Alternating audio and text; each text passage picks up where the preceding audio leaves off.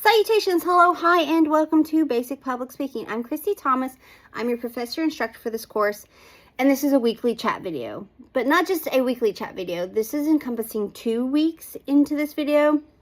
And if you are in my 16-week course, it's going to be weeks 12 and 13. And if you are in my 12-week course, it's weeks 8 and 9. Because remember, all of my courses are now on the same weekly schedule, just different numbers. But the first week we're going to discuss is the March 30th through the April 3rd week.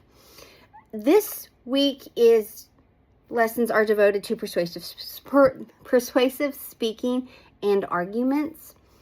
And when it comes to I'm pulling up notes, sorry. Persuasive speaking and arguments, there are several modules for this week. There is the lesson module itself that has multiple Word documents, PowerPoint presentations, a video chat, maybe a couple video chats, but I know one for sure, and publisher PDFs. Because arguments is part of persuasive speaking, but in the textbook that I use for this course, they also have like a sub-chapter of just arguments where it breaks down arguments itself. So you have that lesson. That's why there's multiple Word documents and PowerPoint presentations.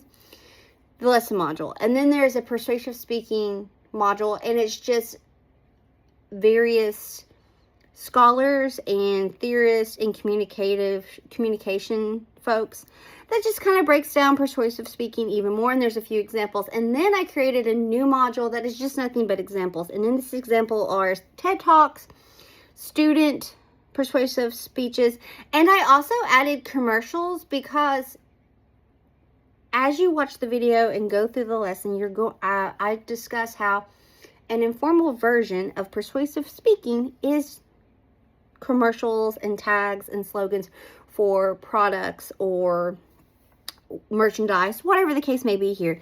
But it's because it's trying to persuade you to do something.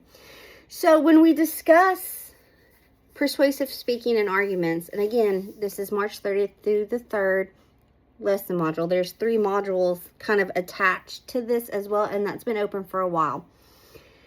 When you discuss persuasive speaking, the purpose is to influence your audience to change a belief, an attitude, or a value. You're wanting your audience to stop or start an action, but if you strip it all away, all the terminology, all the theories, all the current processes, you are wanting your audience, you want to sway your audience to the purpose of your topic. That's really what's going on here. So the starting, the stop, and the action, the change of a belief, an attitude, or value, that's all wrapped up. You're wanting to sway them. And just like every other speech, it can be formal or informal. A lot of political and judicial speeches and presentations fall under persuasive speaking because, and it's formal, you are trying to sway an audience or constituents to what you are putting out into the world. It really discusses within persuasive speaking appeals and arguments. Appeals is where you are just that. You are putting out, it's like a desire. Asking for extensions on projects or papers or speeches. That's an appeal. A letter of recommendation, which happens in the educational community and work community. You know, as you further your educational career in your journey, you know, some schools or representatives, especially as you get into specialized fields, ask for letters of recommendation. In certain fields or jobs, if you're seeking a promotion or just a job in general, it may ask you for letters of recommendation. Those are appeals. Arguments are kind of like appeals, except you got the information to back it up. So you make your appeal, we should do this, but instead of just saying that we should do this, you've got the receipts and the information to back up that claim. So if it could be, well, we need to add a stop sign to this street, you give reasonings. You know, it could be the amount of accidents that happen or the traffic jams that occur, this, that, or whatnot. You've got the information to back up the claim, supporting evidence. The interesting thing is that when it comes to appeals and arguments, every argument is an appeal, but not every appeal is an argument. Not everything that you bring to the table to try to convince someone is going to need that backup, that contextual support. Remember, we talked about that quite a few lessons ago, but it comes into play. So that's what you're really going to pull out from this. It also discusses Aristotle and his rhetorical triangle, which kind of we've discussed before previously, but the rhetorical triangle is your logos, your ethos, and your pathos. Your logos is your logic, ethos is credibility as a speaker, and your pathos is your drawing on the emotion of your audience. There are negative and positive connotations, especially within pathos and ethos, but we talk about that more within the lesson, so really check that out. And we also dive deeper into the fact that, Plato came forth and was like, well, public speaking can be immoral or deceptive. Aristotle's like, nay, that's not really the case. It's not so much what is being said, but a lot of it is also based on the speaker themselves and what they're putting out there. Which is true, because in the past, throughout history, we've had souls that have not great messages, but yet seem to be charismatic public speakers. It's wild. But that's what we're talking about when it comes to credibility and logic, and it just dives deeper in that in this lesson. And all this has been into play, that rhetorical triangle, it's been in play since Aristotle's time. Only now we kind of condense it to the appeals of needs and emotions. And it breaks that down even more so in this lesson. This form of public speaking is common in various contexts. You have debates, rallies, sales, discussions, advocacy, all that comes into play here. And again, it can be formal and informal. You have your formal, that's your political, judicial, all that. And then you also have the not so formal. This could be convincing someone what movie to go see, or where you should go eat lunch, or whom to take to a concert, or whether or not you should go to this after school activity, or you should go do this thing on the weekend, or where to take a vacation or trip to. See, you're trying to persuade someone. If you're in a group, you're going on spring break. Hey, where do you want to go? Well, we should go to the beach. I'd rather go to the mountains. Ba-boom. There begins a healthy discussion. So, again, for this lesson, for the Persuasive Speaking Week, there are 3 lessons. 3 modules. The lesson module itself, really check it out because it dives deeper into that rhetoric triangle, the appeals of needs and wants, which is a derivative of the rhetorical triangle that Aristotle put before us, and just how to kind of set it up, how to go forth and create yourself, present yourself as a credible speaker. All right. So that is all that's happening for week 12 or week 8, depending on which class you are in. The next week we discuss, I'm pulling up stuff on my computer so I can tell you exactly what we're doing. Week 13 or week 9, this week is dedicated to audience analysis and ethics. This is just kind of another play on we've already looked over the nonverbals and delivery style, which is nonverbals world of communication, which also had multiple modules. Think of these as an extension because it just discusses audience analysis and ethics, how it falls into play. And the ethics is like listening ethics, but it really breaks down more just and for the most part, you're always going to have an idea of whom you're speaking to. Is it a class? Is it a large formal setting? Is it coworkers? Is it peers? Is it is it an organization? Whatever the case may be here, you generally will know your audience, and that has an effect on how we choose to present our speech.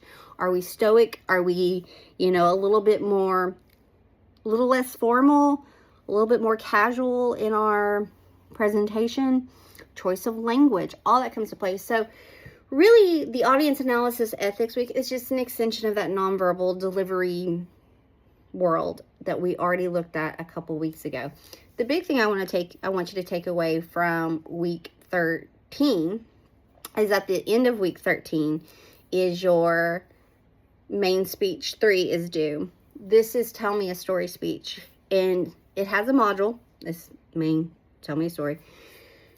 It's a main speech. So what technical requirements first is that you must submit a video of yourself delivering the speech. Pretty straightforward there. The an outline is due because it is a main speech. Let me pull up this requirement thing here too. It helps me out when I'm just chatting it up. Okay.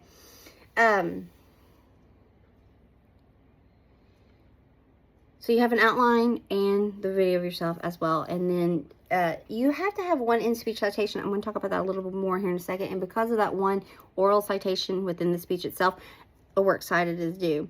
Now, I am going to discuss that a little bit more. We had the oral citation, works cited, MLA citation section. And there are a lot of apps and websites that you can plug and chug your information, and it generates the oh my gosh, words have fell on me on a Monday.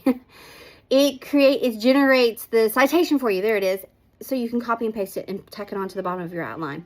Just like the other main speeches, well, main speech 2 has been the only one this is required. There's 2 links for uploading. The one link to upload your video and one link to upload the outline / works cited. So it's a little less chaotic.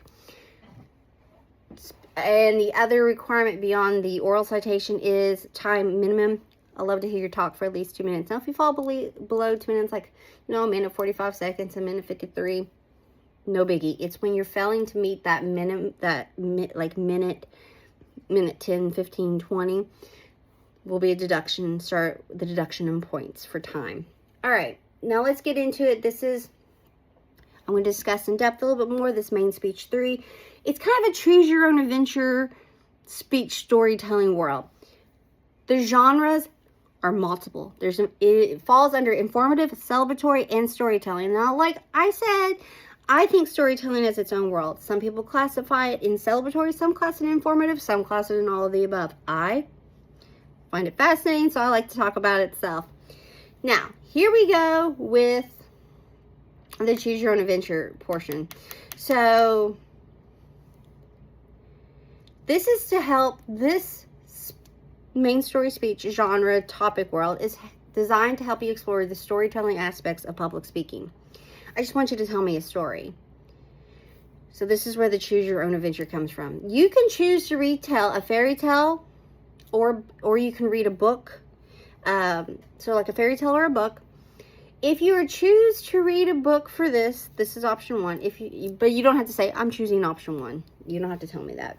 If you choose to read a book or a fairy tale to me, I want you to think as though you are reading to itty bitties, like 3, 4, 5, 6, 7-year-olds. Little fairy tales, Dr. Seuss books, little books like Grumpy Monkey, stuff like little books like that.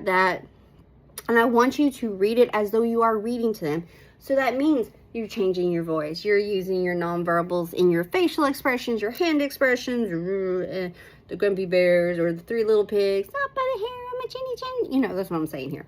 So really get into it storytelling wise. Now, when it comes to the citation for this, literally just create a citation of the book itself. That is because the oral portion of this is you actually telling the story, reading the book. So that goes pretty straightforward. Think of when you are presenting this one, and this really goes into the informative storytelling aspect of public speaking. Think of the theatrics of this in comparison to creating a podcast, because we're seeing that visual. Like I said, choose a story for primary age kids, little itty bitties. I said up through 5th, but you don't want to, you're not going to go up to me and read me a Harry Potter book. That'll be a while. So choose a small book, and the oral citation is you reading the book itself, retelling the story, and then you can just create a citation for that book itself and tack it onto the bottom of your outline. Okay, option 2. This is a celebratory, tribute, or an in-memory speech. You are to pick someone that is still with us or someone that has passed and give a speech in their honor. So this could be someone close to you, someone or maybe you're just a big fan of them and you want to give a speech. You can also pick, I'm not just limited to those souls, you can pick a character from literature, television series, film, or comic graphic novels to cover in the speech if you were really into a book or a movie or a television series. You can also do a tribute or a memory speech of a character, that passed away, or a comedian as well that falls into this, or well, that falls in the living or the deceased category. So you pick any person you want, and you can do a tribute, you know, celebratory tribute, or in memory speeches. Usually in memory speeches are the forms of eulogies, and tribute speeches can be in the realm of eulogy, memory, or it can be a tribute to someone still with us. You know, and like, it can be someone in your personal life, or someone that you just find fascinating or admire, or look, you know, all of the above. It can be someone from history as well. That's why I say, you know, this or that person.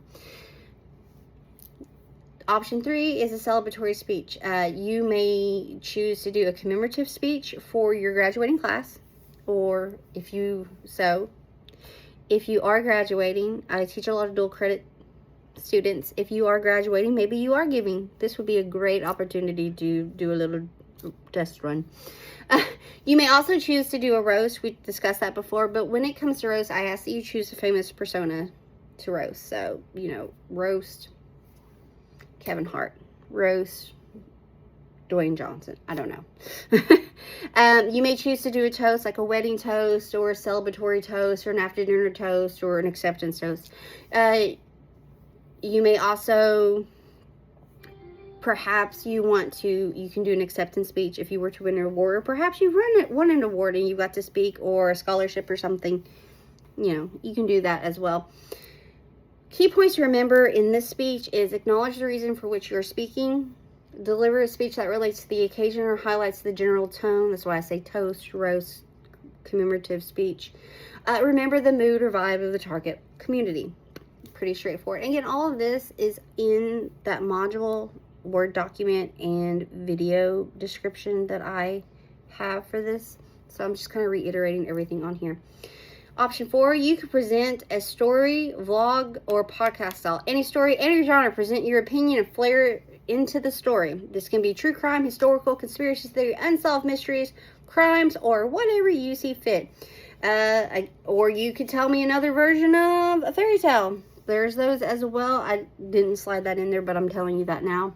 Because, you know, Disney has one version based off of, like, Brothers Grimm or Hans Christian Andersen. And some of those stories are even rooted in deeper, darker origins. So you can talk about that. How we got from, you know, how we got from an original story to the animated beloved series now, you know. Think of like Cinderella and Snow White and Frozen and all those stories. They have darker origins as well. Option 5, you can give a review just to give, you can give a review. This can be, when you're doing the review, do give me a description, a brief description of the theme, plot, or a synopsis of the film, the book, the series, a play, music, food, or video games. So you give a brief description, and then your take on it. You know, good, bad, lives up to expectations, way past, blew it out of the water. Nah, it's not the best in the series, but it's okay. It does what it needs to do to further along the story, but it didn't really captivate me, or, oh my gosh, I started this book and I couldn't put it down, and the next thing I knew, I just wanted more. So you can go on to that as well. Option 6, and a lot of these, you'll also notice that you had the choice to do these for the second storytelling speech. So these are just kind of elaborated versions. You can do a get ready with me, vlog style. You could be getting ready for an everyday life or a fun moment, or just chat a story with us. You could be, again, maybe you're prepping for a meal or something. You can tell us. So the options are endless here on what you can do. But it's tying in your technical requirements with this speech as well. Control save. Speech length minimum 2 minutes. Your outline is due. That's your basic, you know, intro, body, conclusion. We have a template if you want to use it. You don't have to. It is not a requirement. It's there for your viewing pleasure or to use. And an oral citation. Sorry, I realized that I forgot to write something on an old copy. An oral citation. The oral citation, if you choose to read a book, is the book itself. And for everything else, oral citations, you know, perhaps you do a tribute speech to Ozzy Osbourne or a eulogy to Ozzy Osbourne. You could begin your presentation, your speech, your eulogy with one of his song quotes. Or you could be doing a commencement speech and perhaps you want to use a quote, you know, you can use a quote from someone current or some past leader that had just this really remarkable, memorable, you know, to all go forth and be wonderful type quotes. I didn't say that correctly, but you're getting the idea here. But an oral citation is due. And even when you're doing, like, get ready with movies and stuff, you can just throw little quotes or blurbs in there. As long, the oral citation must go along with the overall purpose and theme of your speech. It just can't be random. Oh, I need a citation. Well, let me tell you. You know, like, you know what I'm saying? It's got to be on point and coexist with your speech topic purpose. So, technical requirements is your 2-minute minimum speech. Oral citation within the speech itself. If you're choosing option 1, it's the book itself. An outline is due, and because you have an oral citation, a works cited is due. There are apps and sites. I'm not opposed to using them to generate the citation, to copy and paste it onto your outline as well. And there are 2 links. You must submit a video of yourself delivering the speech, upload it, and then a link for the outline and works cited. So, with that being said, let me pull up this one to kind of rehash, because this video covered 2 weeks. So, week 12 or week 8 is Persuasive Speaking World. Nothing is due that week. Yay, hooray. You just submitted the second storytelling speech. I will not get those graded until week 13 or week 9. Just letting you know ahead of time. If you're like, why isn't this graded yet? It's going to take me longer than the regular week essay. So it's going to be more middle of week 13, week 9. So Persuasive Speaking World, there's about 3 different modules, lesson modules, example modules, and just supplemental video modules as well.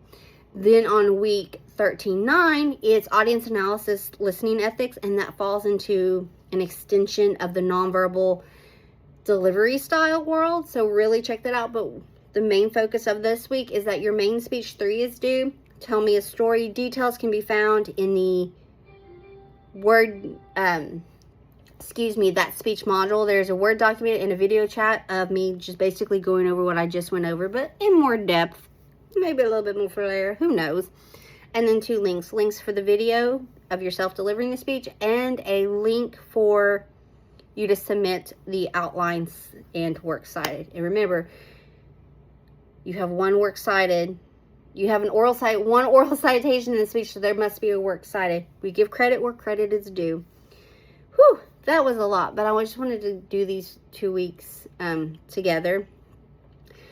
If you have any questions or concerns, please reach out to me. I'll get back to you as soon as I possibly can. I hope that you have an amazing day and a great week. And I also weekly announcements will be each week as well. I just wanted to do these few weeks in advance and keep them up. I'm probably going to have it open by the middle of week 11, I'm a big fan of putting stuff out here toward the end a little bit longer and a little bit more. So with that being said, I hope you all have a great day and a fabulous week. Thanks so much. Bye.